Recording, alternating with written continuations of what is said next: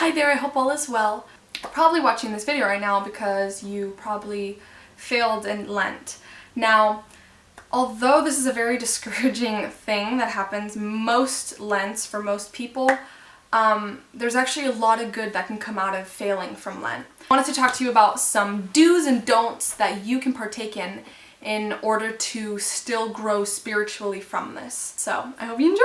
First thing that you do need to do is go to confession. Now, although you probably made a mistake and it was an accident, you still do need to go to confession because it was a venial sin. So the difference between a mortal sin and a venial sin is that a mortal sin is a sin in which you deliberately make and consent to. For example, if I go into a store and I see the gum right there and I see it and I understand that if I take that gum and I steal it, then that's going to be a sin and I consent to it freely.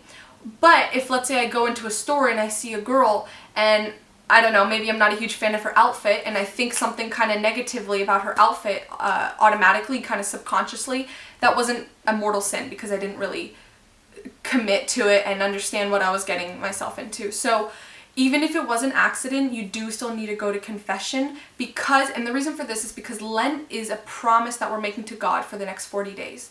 And it is a sin to break a promise from God. And just for future reference, if you do ever break a promise that you make to God, you should get to confession as soon as you can. So that's the first thing. The second thing that you need to do is just accept it. I know oftentimes we can kind of just deny it or just think that it didn't happen and assume that nothing happened. Well, something did happen and you did break it, whether it be from eating a meat or something like that to, I don't know, whatever you guys are doing for Lent. So although, again, it was probably an accident, you still need to accept the fact that it happened. Now the third thing, and here's the good news, is that you can try again. God doesn't set us up for failure. He does not want to put us through a trial that he doesn't think we can handle. And so with that being said, he doesn't want to see his children fail. We are clothed in his light. We are so precious to him. And so he wouldn't, want anything bad to happen to us. So try again. There's no shame in trying again.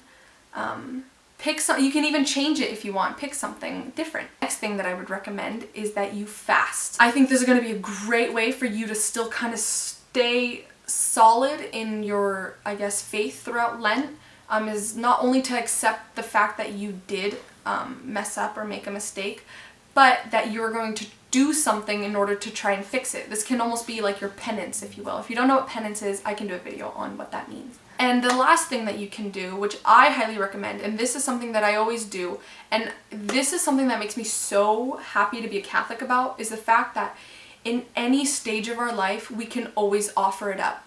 We can offer that guilt that we feel, that shame, because I know some people are doing some things that are very personal and something that is not just giving up meat or just incorporating more reading or praying into their life. It's something a little deeper, and so I understand that when you break that, there can be an immense amount of shame and guilt, as it might be a reoccurring sin that you're struggling right now. So with that being said, don't ever feel afraid to offer that up to God. Your guilt, your shame, that sadness. God loves us no matter what we're feeling or how we're thinking, if that makes sense. And again, he doesn't want to see us in pain. He doesn't forsake us, right? As long as we don't put our trust and our love and our praise, into something else, like the sins that we are committing, like, I don't know, some people are struggling with some things right now. As long as we are still always centered around God, he will always take care of us. So offer it up. Now, some don'ts. Don't quit. That is probably going to be the number one don't. Don't quit. Don't just think because it's over, it's over. Because I remember one Lent, I messed up and I just kind of gave up because I didn't have that mentality. I thought, oh, if I already broke it, there's no point in trying again. But no, absolutely try again. Do it. Second don't is don't do something unrealistic.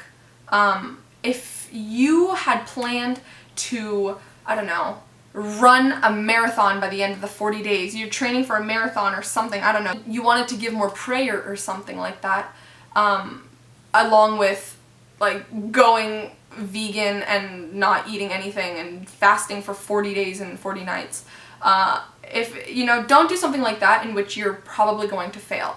Do something that is realistically that you can promise and that you can fulfill, even though it's going to be a challenge. Like maybe incorporate cold showers or volunteer. Yeah, so don't do something unrealistic. And second, I think this one's going to be actually the most important. Don't secularize your next choice of what you're going to do for Lent. Lent is not a time in which we are trying to fulfill our own indulgences. So, and what I mean by this is, I remember one Lent, I was giving up a certain type of food or something because I wanted to lose weight.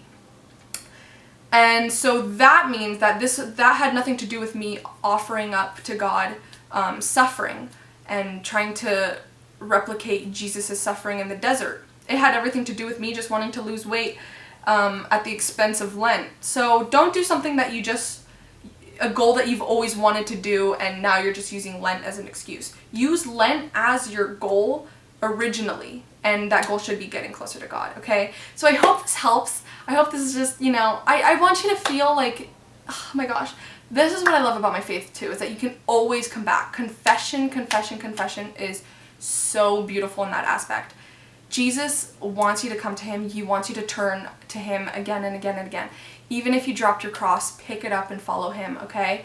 He will guide you, I promise you. It's so amazing, the things that are happening in Lent. And the emails I'm getting from you guys already of your spiritual journey so far, even though it's only been like a week and something, a couple weeks now, like that is crazy. So keep it up, keep praying. I'm praying for you. Have a good one.